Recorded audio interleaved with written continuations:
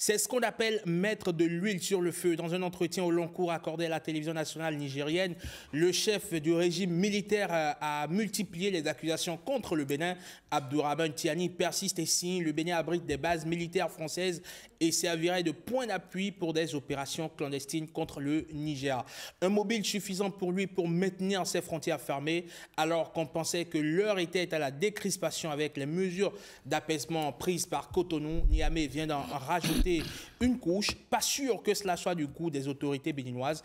Quelle posture le Bénin doit-il adopter? Nous faisons le débat ce matin avec autour de la table Distel Amoussou, analyste politique. Bonjour et bienvenue.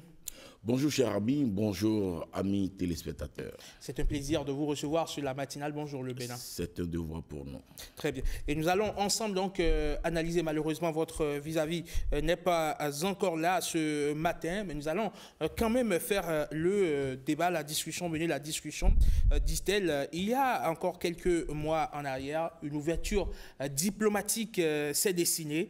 Le général Tiani, malheureusement, vient une fois encore d'annoncer que la frontière va rester fermée avec le Bénin. Il persiste et signe. Le Bénin abrite des bases militaires françaises qui serviraient de point d'appui pour des opérations clandestines contre le Niger.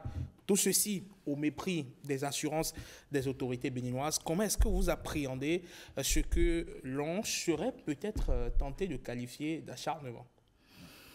Vous venez donc de faire un point sur les pas que les deux pays frères, le Niger et le Bénin, avaient menés vers, n'est-ce pas, l'apaisement total de cette crise, de ce quiproquo. Mais il se trouve que au lieu de gagner chaque pas, le collègue du président Patrice Talon a fait cette sortie au long cours que vous venez de mentionner. Non, l'huile ne va pas chauffer. Le Niger et le Bénin resteront deux pays frères parce que incapables de déménager géographiquement. Culturellement, nous avons deux peuples fondus et confondus, avec les mêmes pratiques et traditions ancestrales. Alors, c'est pour vous dire que les deux pays trouveront forcément le mécanisme nécessaire pour franchir d'autres pas vers la paix. Mais ce que j'ai écouté chez le président Tiani, c'est un discours complètement péremptoire, avec des allégations, mais nous n'avons pas eu de preuves. Alors, qu'est-ce que le Bénin a fait? Le Bénin a continué de respecter le Niger comme État, de respecter la souveraineté du Niger. Voyez-vous? Et donc, nous devons continuer à inviter les autorités nigériennes à respecter le Bénin et à considérer sa souveraineté. Nous devons demander au général Tiani de respecter le b.a.-ba du vivre ensemble. N'est-ce pas? Lorsqu'il évoque tout le long de son interview le nom du président Patrice Talon, j'ai noté qu'il évoque avec beaucoup de dédain, de mépris. Talon, c'est son collègue. Et à aucun moment, le Bénin et ses autorités n'ont eu cette posture vis-à-vis de la junte au pouvoir au Niger. Voyez-vous? Alors nous allons continuer de souhaiter que, au lieu que de faire des déclarations péremptoires, des accusations sans fondement, le Bénin, le Niger et le Burkina Faso puissent continuer de travailler à sécuriser les zones critiques entre nos trois pays. Il ne vous échappe pas que ces zones-là, cette zone dite de Pointe Triple, est une zone critique. Et lorsque les forces de sécurité et de défense du Niger et du Burkina Faso repoussent, n'est-ce pas, les terroristes, les mécréants vers le sud de leur pays, ils ont pris comme zone de confort, zone logistique, cette zone-là. Mais le Bénin ne peut pas permettre une cohabitation avec ces personnes-là. Donc, il faut communier les forces, il faut fédérer les énergies, les renseignements, les forces de feu pour pouvoir endiguer ce mal, pour pouvoir mettre ces, je n'ai pas envie de dire mécréants, mais ces personnes de mauvaise intention, ces ennemis de la liberté, voilà, tout à hors de nos territoires. C'est ensemble que nous allons le faire pour le bien de nos peuples. Alors, maintenant, lorsqu'on se retrouve dans la réalité, je me demande ce que les autorités nigériennes ont comme programme de développement pour le Niger, pour les Nigériens.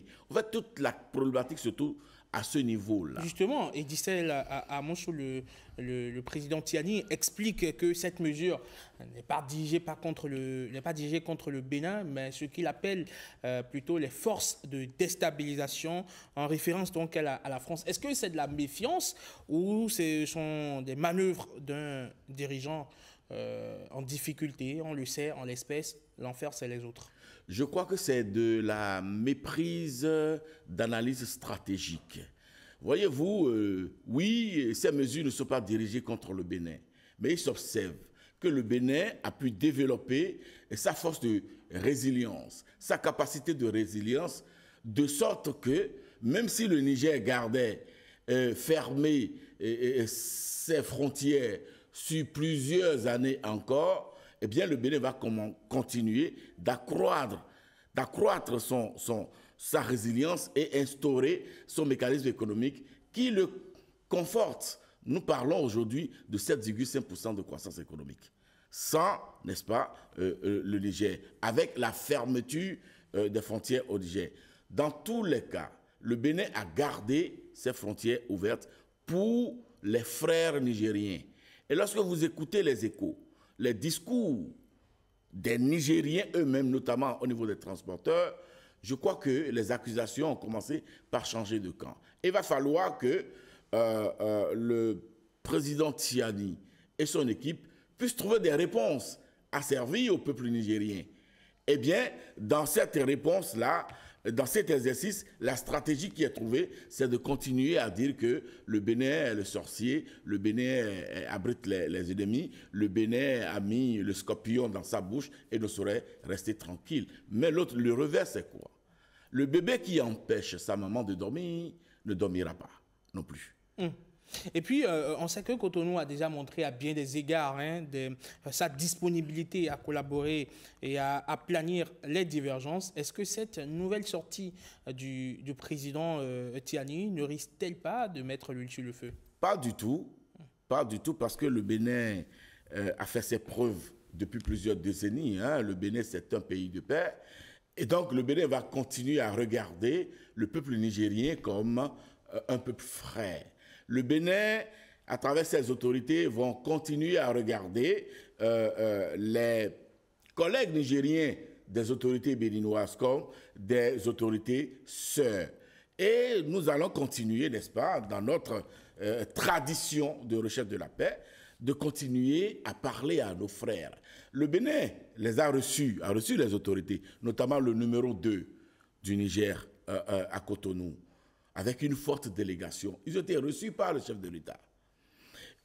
Les autorités militaires, il ne vous échappe pas, lorsque le général Fructueux Gbagidi était chef d'état-major de l'armée de terre, il a rendu visite par 2 fois, n'est-ce pas, à son collègue qui est devenu le numéro 2 de la junte aujourd'hui, qui occupait le poste équivalent, pour, n'est-ce pas, travailler à fédérer les énergies pour combattre le mal djihadiste.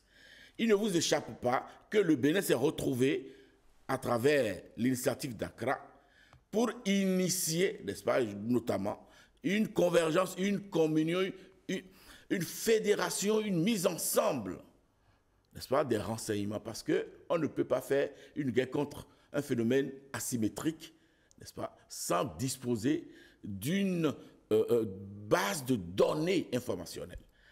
Et donc, le Bénin ne peut pas vivre en autarcie face à cette guerre-là. Le Niger non plus, le Burkina encore moins. Dans ce cas, c'est des peuples qui sont condamnés à vivre ensemble.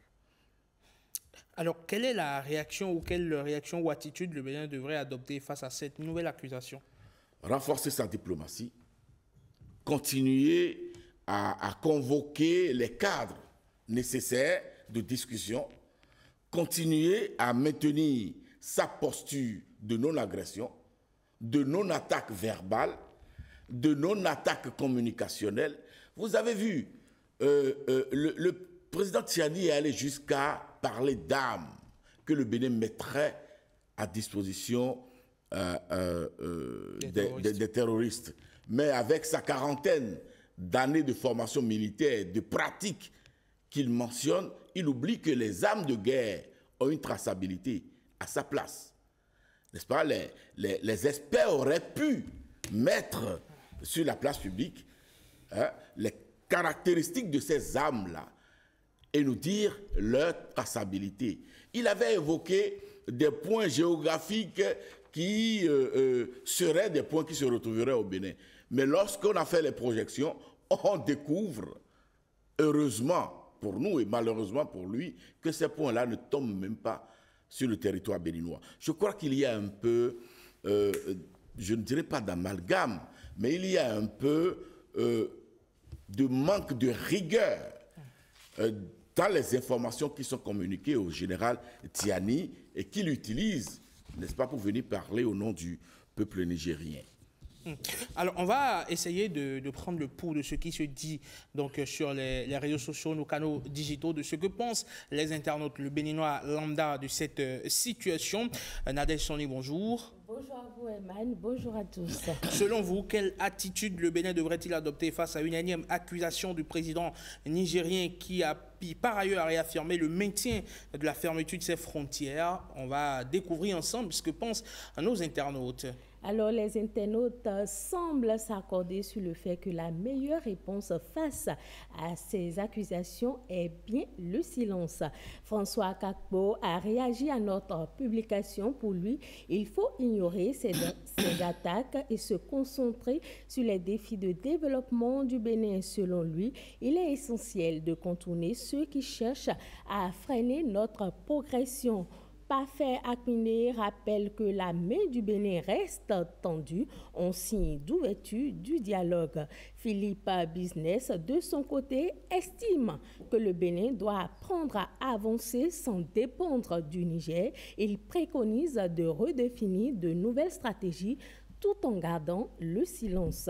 Osénine Gobi partage ce point de vue. Ce internaute pense qu'il est essentiel d'éviter tout discours agressif et tout acte qui pourrait dégénérer en conflit. Il propose une médiation sous-régionale par la CEDEAO ou l'Union africaine pour désamorcer les tensions. Selon lui, le Bénin devrait clarifier sa position par voie diplomatique en réfutant publiquement les accusations infondées, appeler à la réouverture des frontières au nom de la coopération régionale, renforcer ses partenariats économiques alternatifs pour réduire sa dépendance vis-à-vis du Niger, insister sur le respect des conventions bilatérales et régionales, éviter toute escalade militaire ou sécuritaire. Stanislas Sidagbo pense également que le Bénin gagnerait à garder une attitude diplomatique et mesurée. L'idéal serait d'insister sur le dialogue,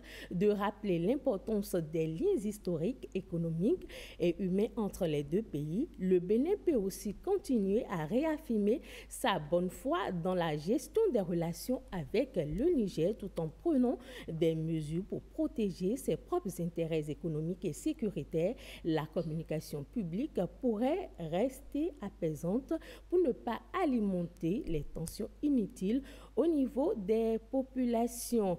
Simon Boukari Poufouni souligne un point important. Malgré la fermeture des frontières, la croissance économique du Bénin a atteint 7,5% l'an dernier, preuve de la résilience du pays.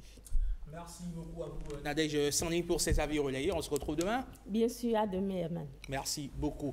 Alors, disent-elles à Moussou qu'elle pourrait être, on va le dire ainsi, la part de la CEDEAO dans ce conflit-là? On sait que dans cette crise, on ne va pas parler de conflit, dans cette crise, on sait que le Niger, évidemment, a rejoint l'Alliance des États du Sahel, mais le pays, enfin, l'institution pourrait jouer un rôle majeur, non? Oui, c'est vrai. Le Niger a récusé la CEDEAO depuis plusieurs mois. Hein, et le Niger a claqué la porte de la CEDEAO. À partir de ce moment-là, il faudra dire que l'institution CEDEAO a fort à faire. Simplement pour redorer, n'est-ce pas, son blason, pour travailler à instaurer, à réinstaller, n'est-ce pas, la foi que les communautés devraient avoir en elles. Parce qu'en fait, c'est une institution pour les communautés et non une institution pour les chefs d'État qui dirigent ces communautés. Alors, on a longtemps été rejoint par Vigile Ouessou. Il est spécialiste des politiques de sécurité et de défense, directeur de l'Institut Médias et Développement. Bonjour. Bonjour, cher ami. Merci de nous avoir rejoints. Vous êtes ici, malheureusement, le débat est presque terminé, mais vous avez tenu quand même à être là pour dire un mot sur le sujet. Vous avez suivi cette actualité avec le président Tiani qui, une nouvelle fois, accuse le Bénin. Et la grosse question, c'est quelle doit être, selon vous, la posture du Bénin? Je voudrais d'abord présenter mes excuses. La circulation étant ce que nous connaissons au Bénin, toutes mes excuses aux téléspectateurs. Mais en réalité, Tiani ne s'adresse pas aux Béninois. Tiani, si vous analysez bien les éléments de contexte, vous allez constater que c'est une sensibilisation pour les populations de l'AES, parce qu'il a très peu prononcé, pendant les 3 heures, il a très peu prononcé le mot Niger. Tout le temps, c'est Confédération des États du Sahel. C'est une sensibilisation et ensuite, un seul mot, il n'y aura pas ouverture des frontières. Et vous analysez les éléments de contexte, vous allez constater que tout récemment, il y a eu suffisamment d'attaques à l'intérieur du Niger, au Mali, et donc il fallait revenir, rassurer les populations, et vous constatez que dans son discours, dès le départ, il n'a fait que rappeler le début de ce processus terroriste depuis l'Afghanistan. C'est des cours qu'on donne aux étudiants de première année dans les relations internationales. De la relater tout cela pour sensibiliser et rassurer. Il ne parle pas seulement pour le compte du Niger, mais il parle pour tout le Sahel, parce que non seulement il y a ces situations d'insécurité qui sont produites tout récemment, mais il y a également à l'intérieur sur le plan politique, vous constatez qu'au Mali, il y a eu des remous tout récemment et suffisamment, et au niveau du Burkina, vous allez constater qu'il y a eu des craintes pour des coups d'État, ainsi de suite, suffisamment. Donc il fallait rassurer les populations, et ce n'est que ça qu'il a fait tout le temps, et il n'a fait que orienter ses propos vers les néocolonialistes. Ce mot est sorti plus d'une centaine de fois, mais regardez le pendant qu'il parlait, il était totalement figé. Très peu de fois, il change de regard et il a même anticipé sur les questions du journaliste. C'était une communication bien préparée, c'était à l'endroit des populations de l'AES. Et justement, et quand il parle des forces de déstabilisation qui se retrouveraient sur le territoire béninois, forcément, ça interpelle le Bénin. Ça interpelle le Bénin, bien évidemment. Mais vous constaterez qu'il a parlé, qu'il y a une ouverture, que c'est pour créer de la profondeur, mais c'est également pour apaiser, parce que c'est dans ces zones, évidemment, qu'il y a les problèmes. Et ils savent très bien qu'ils ne maîtrisent plus du tout l'espace du W, ils ne maîtrisent plus du tout, surtout au niveau du point triple. Le Burkina et le Niger ne maîtrisent plus du tout cet espace-là, et il n'y a que le Bénin sur cet espace-là pour faire la barrière. Et malheureusement, ils ne créent pas les conditions de négociation. Je crois qu'aujourd'hui, ils commencent par constater qu'ils sont menacés, et je crois bien que les forces armées, puisque le Bénin, les forces armées béninoises n'ont jamais cessé de partager les informations, les renseignements avec leurs collègues du Niger, de Burkina, mais n'ont souvent pas le retour. Je crois que ces derniers temps, ils vont commencer par le faire certainement, puisqu'il y a quand même pas avoir changement de posture. Vous constatez que pendant tout le discours, il a très peu parlé des États-Unis. Et les 2 fois ou 3 fois qu'il a parlé des États-Unis, il a parlé de l'ancien régime, et vous constaterez d'ailleurs que tout récemment, il y a une nouvelle ambassadrice qui est arrivée, et il y a une communication autour de la réception de l'aide de créance, tout ça. Il a commencé par avoir changement de posture, et vous constaterez que les choses évolueront mieux, et c'est pour préparer les populations à accepter ce qui viendra. Et le Bénin, quelle posture le Bénin doit-il adopter? Le Bénin aujourd'hui, d'ailleurs, le gouvernement béninois a commencé par adopter cette posture depuis très longtemps. C'est une stratégie d'ignorance. Carrément ne pas considérer ce qui se fait, ayant compris que l'objectif n'était pas dirigé vers le Bénin, mais c'est de se légitimer. C'est de maîtriser, de passer une communication pour pouvoir maîtriser la population et pouvoir asseoir leur régime. Donc en fait, ce n'était pas... Le Bénin n'est qu'un outil utilisé pour l'instant. Mais aujourd'hui, le Bénin est a pu adopter une stratégie de résilience qui permet bien à l'économie béninoise et aux populations de continuer par avancer. Et je crois que le Bénin doit pouvoir continuer dans ce sens-là. Il n'est pas question de répondre ou de pouvoir engager un bras de fer. Alors, Vigile Ouessou, on a appris donc sur BIP Radio hier, au cours de son intervention, que le Bénin rappelle à nouveau son ambassadeur Gildas Agoncan. Et Bénin va nommer un autre ambassadeur dans les prochains jours. Est-ce que vous pensez que c'est en référence à cette actualité ou c'était déjà dans les tuyaux? Je crois que c'était dans les tuyaux depuis, puisqu'il a abordé cela. Les propos de l'ambassadeur Agoncan sur le terrain les arrangeaient. C'était une erreur diplomatique, c'était une erreur politique de la part de l'ambassadeur Agoncan. Il est vrai que le Bénin pouvait adopter une autre stratégie pour pouvoir répondre, pour pouvoir communiquer autrement. Avant de rappeler, j'ai simplement déploré la précipitation dans laquelle le Bénin a agi en rappelant l'ambassadeur Agoncan. On aurait pu adopter une autre stratégie, sinon ce n'était que la réponse normale en matière diplomatique parce qu'il y avait une erreur, il fallait essayer de trouver la solution. Vigile Ouessou, merci beaucoup. Franchement, on aurait aimé vous avoir un peu plus tôt pour vous écouter. Malheureusement, le temps imparti pour cette rubrique est terminé. Merci tout de même d'être venu porter votre regard sur cette actualité, Distel. Merci. C'est bon. On espère vous retrouver un autre lundi pour décortiquer l'actualité politique. La disponibilité est confirmée. Merci beaucoup. Bonjour le Bénin, dernière escale de ce matin, c'est les sports de Blaise Adancourt qu'on reçoit tout de suite.